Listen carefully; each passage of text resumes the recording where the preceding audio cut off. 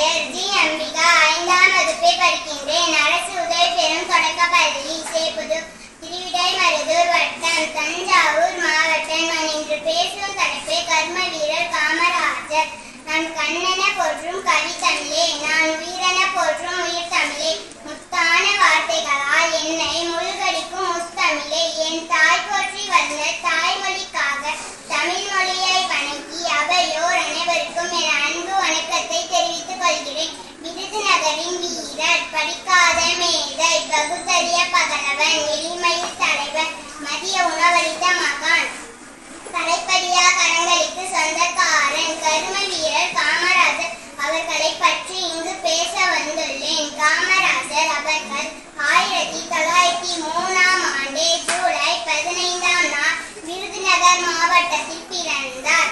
இவருடைய பெற்றோர் குமாரசாமி நாடார், சிவகாமி அம்மாள் ஆவார். இவருடைய இயற்பெயர் காமாட்சி என்பதாகும். அவருடைய தாயார் இவரை மிகுந்த நேசத்துடன் ராதா என்று அழைப்பார். அதுவே பின்னர் காமராஜர் என்று மாறியது.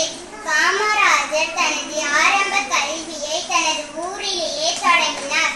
1908ஆம் ஆண்டு ஏனாதி நாராயண வித்யாசாலையில் சேர்க்கப்பட்டார்.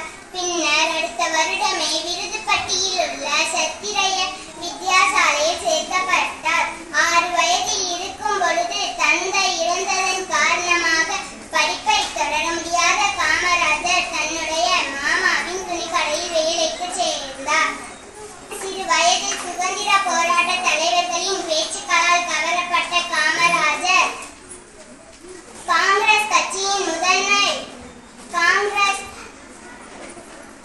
1920 தன் 16 வயதில் காங்கிரஸில் தன்னை இணைத்துக் கொண்டார். உப்பு சத்தியாகிரகம், ஒத்துழையாமை இயக்கம், பக்கிய சத்தியாகிரகம் போன்ற பல போராட்டங்களில் பங்கேற்ற இவர் தன்